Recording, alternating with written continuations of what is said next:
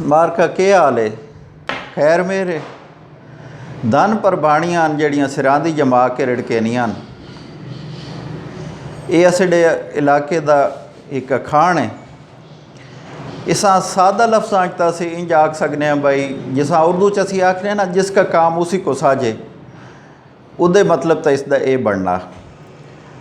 तो इसदी जिहड़ी तफसील है वो ये वे भाई जे कोण पुराने ज़माने दे विच ज़्यादा वैल्यूएबल जिहड़ा पेशा होना है वो जिमीदार ही होना है, उन्हां दे कोल वसाइल होने है, ज़मीन जो होनी है तो उन गड्ढे ने मेहनती भी होने, इस भी कोई शक नहीं।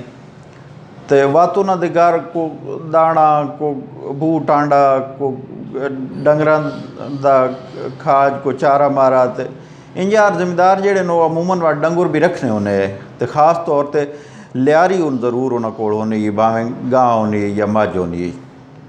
मझी बाद इंट्रोड्यूस थियां साडे इलाके च, असीडी याद की गल है, नहीं तो पहले होनियां गाई ही आईयां।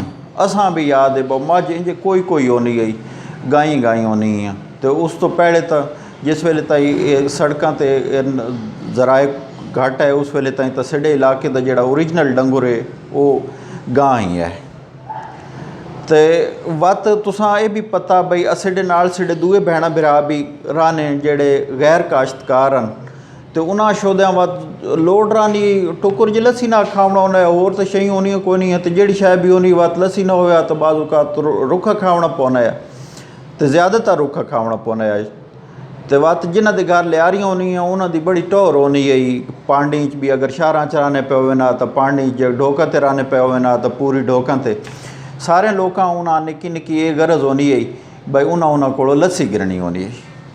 वो हिकी दाड़े कोई उन्होंने कोई असाडी माँ भैन वो सी बहुत पुरानी जो गल है, कोई सैकड़े साल पुरानी अखाण लगा ना। तो वो सोचा भाई ये नित मलकानी वाला जोड़ा खाता ना ये पर मुकइयाँ उस को लस्सी गिरन वजना पौना। तो ज़ाहिर है एक अपने शोदा बंद एक महसूस थी ना वो जनाब बंदोबस्त करके डोला शोला गिदा को मधानी गिदी को सारा निज़ाम पूरा किते उस दूध उस डोले पा के राती वेले उस लस्सी भी आन के ते जाग लाई। इस नज़रिए ना बमैंडी ये मुथाजी मुक पौसी वो जो आखने ना एक होर दुआ खाने पंजाबी दा भाई नवी फकीरी ते दोपहरें दुआ भाई वो जो नवा काम हो बंदे उस चिंता ज़्यादा होना है, झट भी वेखना ना। असम भी जिस वेले अपना चैनल बनाए तो उस वेले हर घंटे तो बाद हर 15 मिनट 5 मिनट बाद वेखना एक कोई सबसक्राइबर वध्या कि नहीं, एक कोई लाइक मिलया कि नहीं, कोई कमेंट आया कि नहीं। वो जनाब राती उठी के जिस वेले सूती तो झट उठी के ना उसा चख नहीं रही, चेक करे नहीं रही भाई खां जमी है कि नहीं। वो ज़ाहिर रिड़का तो दही दही बनना वो जमया तो ताई वो चखने फदरी सरगी ताई ना उस शोदी उठी के चक के ते वो तकरीबन मुका छोड़िया भाई। जिसले रिड़का गतने का टाइम आया उस वेले तो वो शह कोई नहीं, रिड़का नया पै सकना तो वो करे नहीं है भाई। ये धन परबाणियां जड़ियाँ सिरांदी जमा के रिड़केनियां रखे हुए भी वह तो सिरांदी हो सी ना भाई। तो बकोल पे होवे तो वत भी उन जावे ना तो फदरी रिड़क गिनियां, उसका मतलब तो ये है।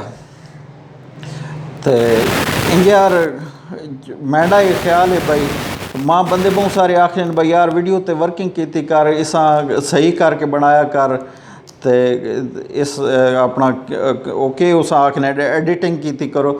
असल इंज होना भाई ये माँ इंज बैठे ख्याल आना, नहीं तो वो मुमकिन नहीं होना बा ख्याल आया उस वेले शूट थी गया तो थी गया, नहीं तो लगी गई। तो उम्मीद है इंशाअल्लाह अगली वीडियो त्रिखा मुलाकात हो सी। रब रख।